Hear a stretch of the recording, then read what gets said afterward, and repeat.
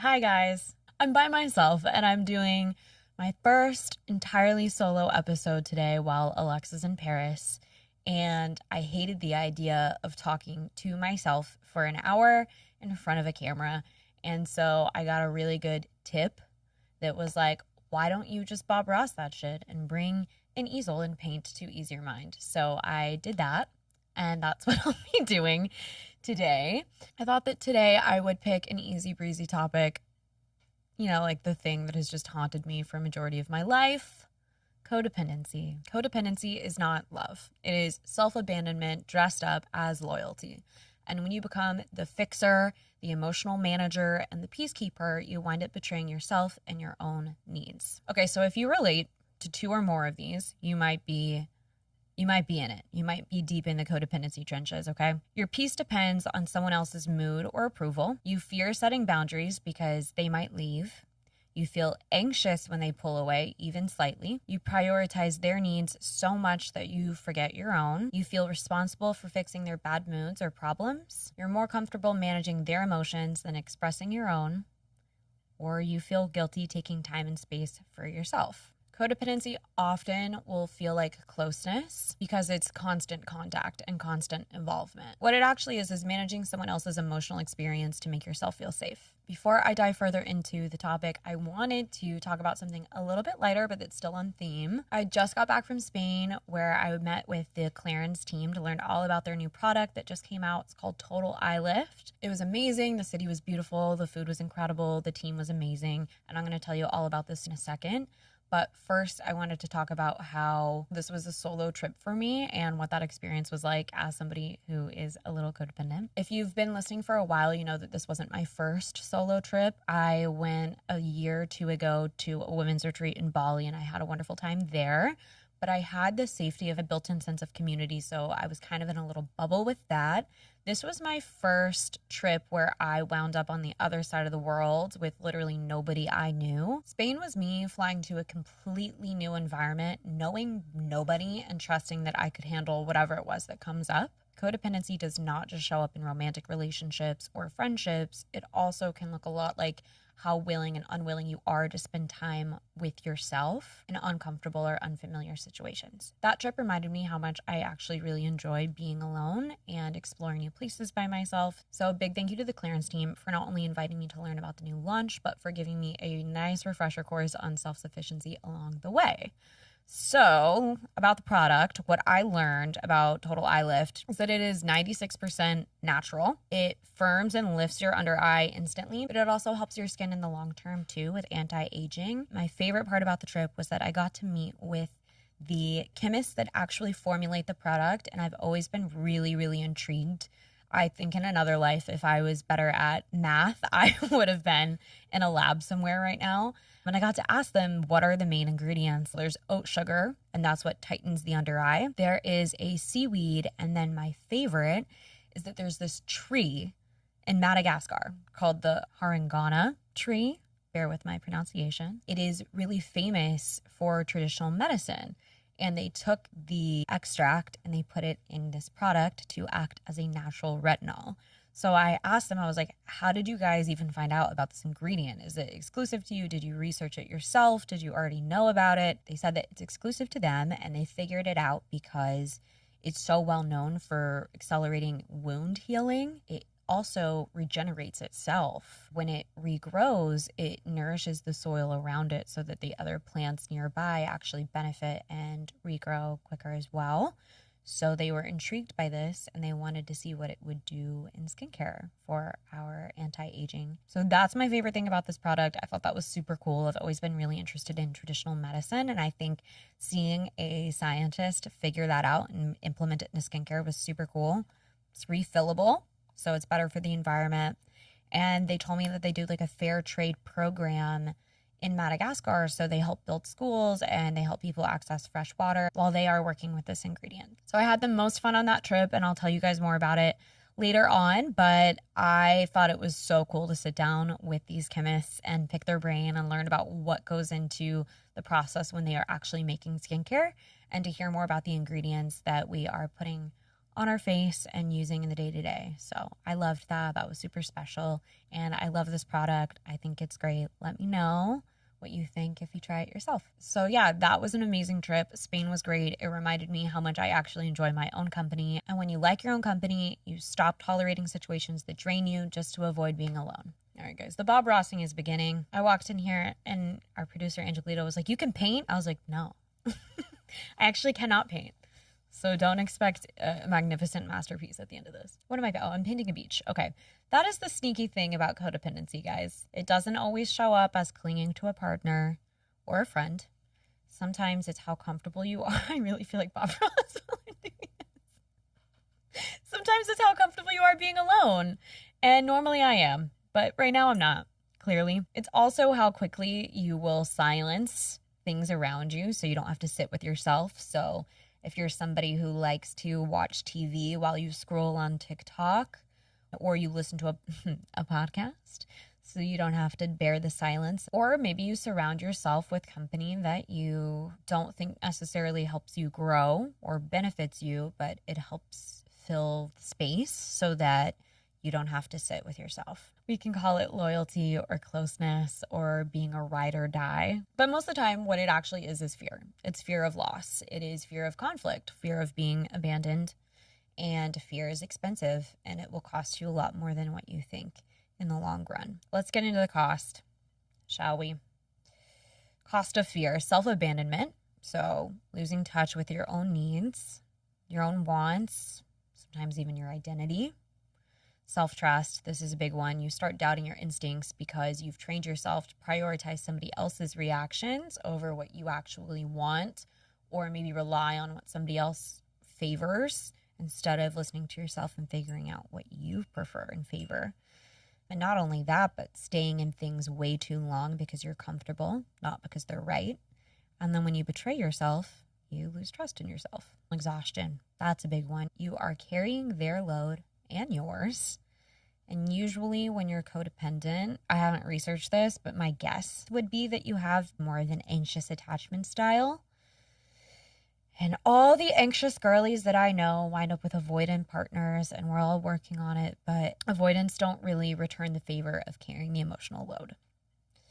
And then there's resentment. You're giving way more than what you're getting back. So you are quietly becoming resentful and maybe even passive aggressive toward your partner or your friends or whoever it is that you are in this codependency loop with. Missed opportunities and time. So putting your own goals aside to keep somebody else comfortable. This is a big one. Or not even just to keep someone else comfortable, but to prioritize their feelings. When I was acting as a kid, I was booking everything and it was great. And then I became a teenager and I fell in love or had my first love or whatever when I was 15. And that relationship became so tumultuous and I wound up going into a lot of auditions with puffy eyes and I didn't know my lines very well because I stayed up all night fighting with him over something so menial and cannot remember anymore instead of prioritizing my goals and my wants and my needs. And I in turn lost a lot of really great opportunities. I learned that lesson early and I try to make sure that I'm really prioritizing my goals over any relationship. Diminished confidence, maybe that goes hand in hand with not fulfilling your goals and wants and needs, but you're forgetting that you can handle life on your own. And then obviously your overall mental health. You're living in a low-level anxiety constantly. You're scanning for signs when that somebody's upset, distant, or about to leave. You're hypervigilant, and it is exhausting. I think that this starts, or at least for me, codependency started at an early age. I don't know what my deal was, but I used to be afraid to sleep in my own bed when I was 5. I think I just had a big imagination and I was scared of the monsters under my bed. And then as I got a little bit older and I got over that, I had a mom who was very emotionally present and available, but had a lot on her plate and was working. I had a father who was very emotionally distant from me. He was present physically, but emotionally distant. And so as a result, that normalized for me having to work really hard for closeness in relationships or maybe overcompensate. And then in adulthood, those patterns show up in friendships and romantic relationships where you become the fixer and the peacekeeper and the emotional manager to keep everything good and at bay, and you put what you really want and need and deserve at the back of your mind, all to avoid being alone. And the thing is that when you're doing it, it doesn't feel toxic. It feels responsible, feels loyal. What we think we're doing is protecting the relationship, but really what we're doing is the opposite.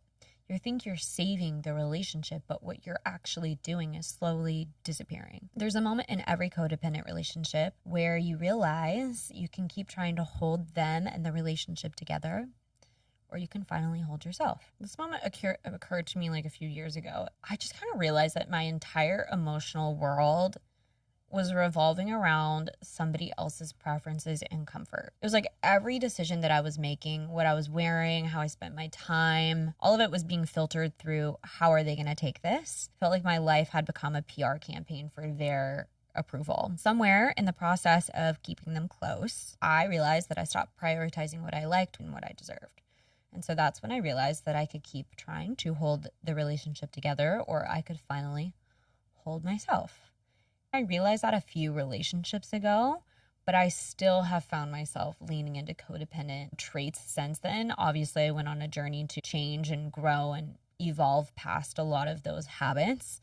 And for the most part, I did. And I'll tell you how in a second. I don't think there's like one thing you can do and then you wake up the next day and you're like, okay, no longer codependent, we're good. I think it will consistently try to sneak back in. And maybe that's just the, attachment style of it all, but it's constant work. So for me, breaking the cycle wasn't about being like cold or selfish. It was remembering who I was before them and that I could become that whole person or a better one again without them. This realization happened for me after I got cheated on a bunch of times by this one nice fellow. I think the realization hit me so hard because I had been doing everything to come across as like, this perfect person and this perfect partner for him. And yet it still wasn't enough. That's when the realization of like, not only have I been betraying myself by not giving myself what I actually like my bare minimum needs. I've just been focusing so hard on what this person needs. But it doesn't matter in the end, because when somebody wants to show up for you, they will. You don't have to put on a show and you don't have to be hyper vigilant and go out of your way and like think 20 steps ahead to what is going to make them feel the best. You can be considerate, but I think codependency it's actually the opposite of being considerate. So breaking the cycle is about choosing the discomfort of change over the exhaustion of staying the same. The first step for me was noticing moments where I was shrinking myself to keep someone else comfortable and deciding like right then and there to stop. So I noticed how often I was checking in with someone or checking in on their mood before I was checking in with myself. I started to test what would happen if I didn't rush to fix every bad mood that they were in. And I started saying no, micro no's, just like, no, I don't think I can do that, or actually I'm busy that day, and prioritizing myself. And I took myself on dates, whether that meant just going to get coffee or dinner alone or something bigger like traveling or classes, becoming a little bit more independent in small ways. If you have a local museum, I know it sounds cliche, but plenty of people are there by themselves and it's a lot more enjoyable by yourself. Or I like to go thrifting or to an estate sale by myself. And then eventually I got to a point where I went to a concert by myself. That was kind of on accident, but I had the time of my life. So there's many ways to start kind of breaking out of that. Keep a mental tally for a week or a couple days. How often are you thinking about their feelings instead of your own? And start noticing the physical tells. Like, is there a knot in your stomach? Are you checking your phone? Are you replaying a conversation in your head? God, this is sounding so much like anxious attachment, which makes sense. And then start setting boundaries. So if you normally say yes instantly, say, let me check my schedule. And if you feel compelled to change your plans or cancel them to go do whatever that person wants to do, challenge yourself not to do that. And then lastly, I think another good step is to start reconnecting with yourself. So pick a hobby or an interest that has nothing to do with them that you can do by yourself and follow through, start doing it. I'm not super codependent anymore. I used to be, and this is work that has taken me like a long time to implement because it sounds so daunting, or maybe just even unnecessary if you're slightly codependent, or maybe you don't realize that you're codependent. But I think for me these days, whenever I catch myself slipping, and what that looks like to me is, let's say I have to film and I have an early morning and my partner wants to stay up late and watch a movie. I want to spend more time with him because I don't get to see him a lot, or he's been really busy all week. I just started just being like, no, I'm going to bed, because a relationship is supposed to be 50-50 in effort, and I have an early morning. If he wants to spend time with me, we can do that scheduled in advance, earlier in the day tomorrow. If the shoe was on the other foot and he had an important day the next day, I wouldn't ask him and I wouldn't want him to stay up late with me watching a movie. I'd want him to get good rest so he can have a, good day at work the next day, whatever it may be, because I'd be prioritizing what he needs. So I think starting to let yourself realize that it's okay for somebody else to prioritize what you need, and that comes when you start doing it first. It's also really easy to lose respect for somebody that never prioritizes what they need or what they want. And one of the biggest things that you can do, at least in a romantic relationship, to keep it alive is to have your own life, have your own friends, have your own hobbies, and keep your boundaries. Like, imagine if you just started dating someone and they were always available and they're always like, yeah, that works. Or like, yeah, I guess I can stay up late because I'll be fine tomorrow. Like, wouldn't you over time kind of lose interest or a little bit of respect for them because they're never standing up or doing what they need for themselves? It's not hot, guys. And then the other thing is, you also have to just, not to be like Mel Robbins over here, but you have to just let them. If somebody's in a bad mood because they're not getting their way or whatever is out of your control, let them be in a bad mood. When you stop managing their mood or trying to, you start managing your own peace. And when you have your own peace, you get to choose who you share it with instead of begging somebody not to take it away from you. I also think we need to remember that if the only way to keep a relationship is to keep losing yourself, it's not a relationship worth keeping. The more authentic you are in any relationship, romantic or platonic, the better. You cannot have a fulfilling relationship if you're not being yourself, if you're putting on a mask to appease what somebody else wants.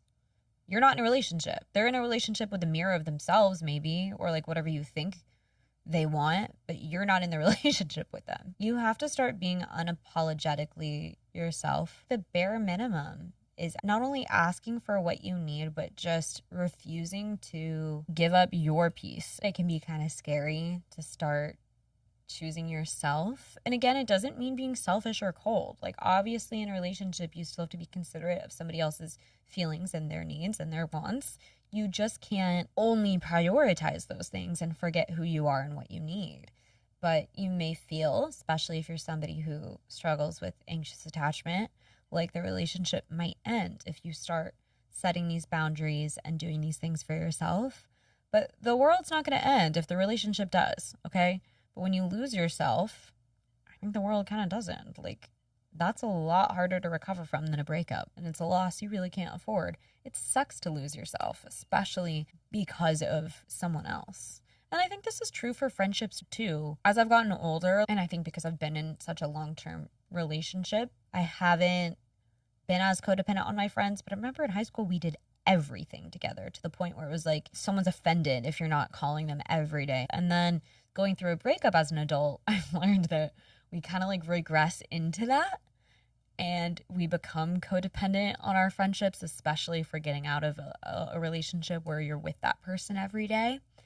I was just super codependent with my friend Julia. We were like every single day with each other, or my friend Karina and I were like having sleepovers 3 days out of the week. And I do think that can be unhealthy at times as well when it's taken to an extreme. But for me, it's like more often showing up in romantic relationships. Any codependency that's shown up for me in recent relationships since I had this big revelation years ago comes from a lack of getting what I need in the relationship. Because I feel like if I was getting consistent quality time, like being taken out on dates pretty often, or putting our phones down and eating dinner together and having like deep talks or whatever it is, I don't think that I would feel a lack or like a need for more time with that person. I think the more your needs are being met, the less codependent you're going to feel. So I also don't think somebody that struggles with codependency is going to experience it in every relationship. If you're anxious and you're dating a secure partner who's showing up in ways that fulfill you, you're not going to feel the same need for closeness. You're going to feel fulfilled. I think that's what it is. It's like a need to feel close. Anytime I've experienced that, it's because I'm dating an avoidant motherfucker, which I like to do, apparently. In those relationships, I've lost myself. And a relationship that costs you yourself is too damn expensive, guys. And it's really, really hard to come back from. And I think it's like some of what hurts the most in a breakup is reflecting back and being like, how did I let it get this far? Or like, where was I when I was supposed to be advocating for myself? Where did she go? And then that creates a real lack of self-confidence, like I said earlier, and a lack of trust in yourself. A lack of trust that you're going to be able to walk away when something's no longer serving you or hurting you. And I think that that's like way, way, way harder to get over and rebuild yourself from, rather than the heartache of walking away from something that's not right or that's not fulfilling. And you don't just have to walk away. Like, you can have these conversations with somebody. If you're feeling codependent, I think you should talk to your partner about it and be like, hey, I'm feeling a little anxious and on edge, and I'm finding myself bending my own wants and needs to spend more time with you. And I think it's because I'm just not feeling that quality time fulfilled. Like, can we make it a point to spend more intentional and quality time together? Like, phones down, maybe going out to dinner, cooking together, whatever it may be. And then if they're not receptive to that, it's a different story. This experience of sitting in the studio by myself, I'm also Bob Rossing, which is apparently something nobody's ever done here, which is no surprise. This is strange to do. I literally have brought an easel and paint into a podcast studio. Is an exercise of doing something that makes me feel really uncomfortable. And I don't know why, because I have no problem doing this when other people are in here with me. I guess because I have somebody else to bounce off of. And I have no problem acting in front of a crew of people or like on a stage, but I have a script and I'm not me. But here, I'm me being vulnerable in front of a mic, just saying whatever the fuck comes into my mind, alone, putting yourself in intentionally uncomfortable circumstances. For you, it may not look like doing a podcast while imitating Bob Ross. It may just look like going to a movie by yourself, which I've never done and I still want to do. I've done dinner, not a movie. In that experience, though it's uncomfortable, you're learning that you can handle life on your own. And you're doing it in an environment that's not really that scary. Like, what actually is scary about going to dinner alone?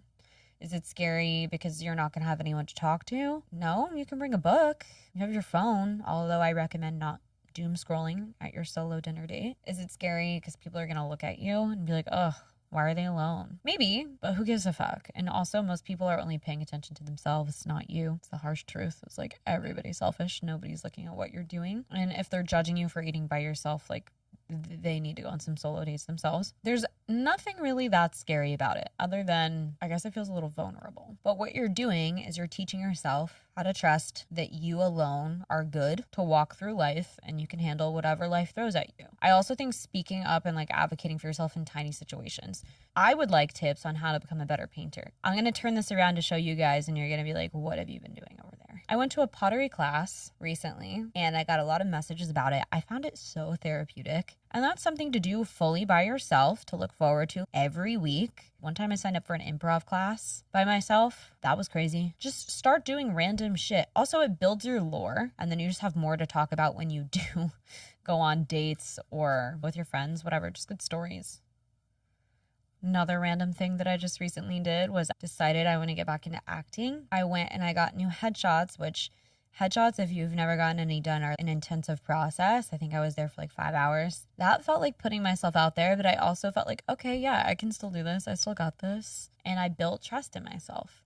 I think that's kind of like my new thing, is learning how to trust myself again, because I lost a lot of trust in myself when I stayed in relationships. And I don't just mean romantic. Like, I did this in business. I did this with friendships. I stayed in places for way too long where my core needs were not only not being met, but being walked all over. Like, my boundaries were just being absolutely pummeled. Picture Peyton Manning taking them down on the field, like just being run the fuck over. And I had no problem with it. I was just like, yeah, well, okay. And I'm not a timid person. I'm an Aries. I can be pretty confrontational. In fact, sometimes I love a little confrontation because I keep it inside. I wait till a man at the club, or I don't go to the club anymore, but I used to wait until a man at the club would say something really inappropriate to me, and then I would just like unleash all of my confrontation in one fell swoop. It was awesome. But I learned that that was not a healthy coping mechanism, so I stopped doing that. And I also stopped going to the club. So not really surrounded by such opportunities anymore. But I am confrontational to some extent, or I'm very blunt, I guess. So I don't know what the fuck got into me the last few years where I was just like big time people pleaser energy. And I was letting people get away with things that I never would have in the past. And actually, I think in the process of painting and talking, I just figured out exactly what got into me in the last few years. I think that it was losing my relationship with my dad that I started to become a fucking people pleaser. I was becoming somebody who was afraid to be left instead of somebody who was practicing discernment in her relationships and like who I even wanted in my life. I was just like, nobody leave. When really it's like I should have been leaving, but I just couldn't handle the like losing any character in my life because it was so traumatic and uncomfortable for me to go through at such a late stage in my life with my dad. So I became somebody who was letting anyone and everybody get away with walking all over my boundaries and whatever else, so I didn't have to experience like dramatic and traumatic change in my life. I just couldn't handle any more change. So what I changed instead, there was change, I just wasn't acknowledging it. I was changing my tolerance for what I deserved. And then there went my self-esteem. It really is like a domino effect. When you let one person walk all over your boundaries, it's like opening Pandora's box, the floodgates. Then all of a sudden you forget how to uphold them in other situations, like in work or in friendships or with your family. And it's a fucking disaster. So keep that in mind. I'm interested to see, like now that I just had this revelation, how I apply that to my life. I was just talking to Angelito. I was going to try to have a good segue, but I don't have one. And he asked me, what are my core needs? Let's walk through them. See if you relate to any of them. Consistency. I think because I grew up in an environment that was so fucking inconsistent that I not only need it, it is what I'm going after in life.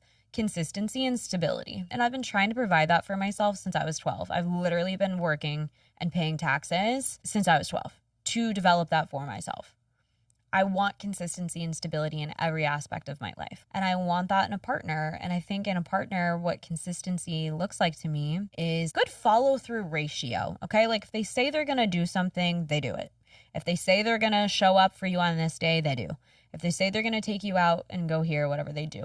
And it's also not even just going on dates or whatever, but showing up for you in ways that are thoughtful, sweet, kind. I'm a really thoughtful person, and I want to extend that side of myself when I'm in a relationship. I grew up with an aunt that was so sweet, and she would write like little stories or letters, and she'd see something and she'd buy it and she'd send it to me across the country just because she thought of me, and I learned to do that for other people. I want to go above and beyond for somebody. Like with Colin once, I heard him say that he wanted to explore Connecticut when we moved to New York. So I surprised him with like 2 different manila folders that had stickers, and one said New York and one said Connecticut. And I rented us a car and I took us on a road trip, and he got to pick a folder, and each folder had a different itinerary and map. And then we went on that journey for the weekend, and it was super cute. So little stuff like that I like to do.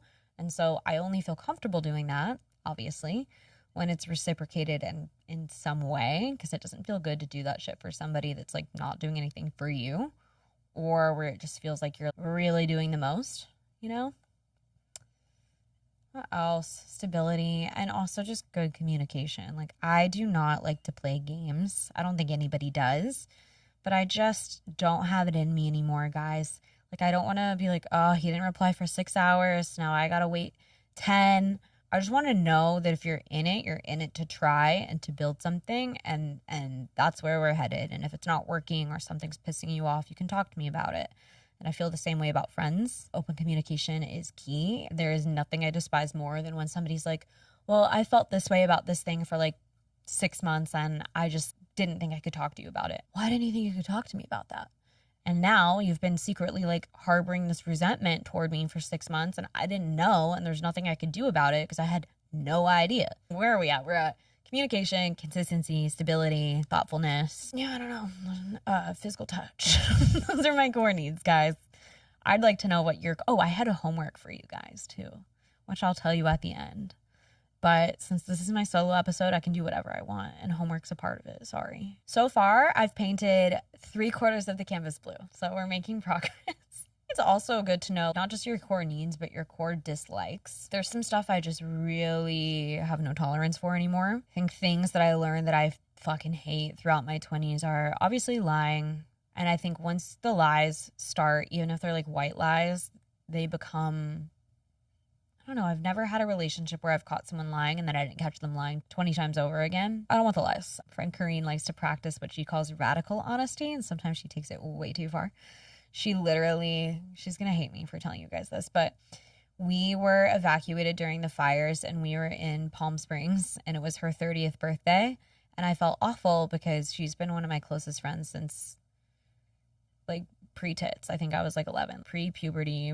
Obviously, her party was very much not gonna happen. We were stuck with our parents together. We were like all hunkered down in a house. It was her ex-boyfriend, her mom, my mom, her stepdad, my stepdad, like just full family affair. And we were having a really good time, together, but it wasn't, I don't think, what she wanted as her ideal 30th birthday. So I decided that I would try to find her like a little gift, and I found some books. Kareen's like a very artsy girl, and I found this book of Barbies. Hear me out. It's cool. It was like 100 different artists and then their version of Barbie. Like they created their own Barbie. And I thought she'd like it, and I got her a Jane Fonda book because she loves Jane Fonda. She called me 2 months later and she was like, can I tell you something? Can I just get it off my chest for the means of practicing radical honesty? I was like, yeah, dude, what's up? She's like, I didn't like the Barbie book. I was like, what Barbie book? She's like, the one that you got me on my birthday. I was like, the one from the thrift store that was like a makeshift gift. She was like, yeah, I didn't like it and I left it in the desert. I was like, what? I liked that book, dude. You could have told me you didn't like it. I would have kept it. It was like $3. It was just like it's just a little side gift. And she's like, I just had to tell you, I feel like I lied to your face because I acted excited. And I love the Jane Fonda book. I still have it, but I didn't like the Barbie book. I'm like, okay, girl. Some honesty is just like not necessary. My feelings weren't hurt, but I was just like, why did you need to leave it in the desert? That's so unnecessary. I also am not a fan of bullshitting people. So I think there's somewhere in there a happy medium to be had. What else don't you guys like? I want to know. Is that all I don't like? Liars? Little dick energy? I don't like when I have to do all the planning. No, it's not called that. Let me get it together. It's called weaponized incompetence, guys. And that is when somebody pretends to do a bad job at something so that you do the job instead. Can you do the laundry? You're just so good at it. Or worse, they put a red sock in there and they turn all your whites pink so that you're like, you're never doing the laundry again. And they're like, oh, okay. And then now you do it every time. I can't stand that shit. You should never feel like you're having to mother your partner. Because one, it's not sexy. And two, it's exhausting. Okay, my painting, it's rough, guys. Hats off to the content creators that do their makeup or like some sort of activity while they're talking. My brain, it feels like, in elementary school when they would say to tap your head and like do a circle on your stomach at the same time. It's impossible, but I'm doing it. I want to give you guys homework, like I said earlier. And the homework was to just write down one thing that you've been doing to keep someone else happy and one thing you can start doing for yourself instead. And then DM us. Let me know what it is. I've been bottling things up to keep someone else happy. One thing I can do for myself is, at the very least, write them down in journal. Are you going to show them your painting? Yeah. Here's the reveal. I was getting to waves. I think if I spent some time on it, I could add some detail. Well, this was weird for me. I hope it was enjoyable for you. If you want to follow, the Instagram is totally Unbothered. The TikTok is Unbothered Club. I'm Chloe. And my handle's Chloe Madison. And please give me 5 stars for my vulnerability. Let this be an example for you to be more independent and less codependent.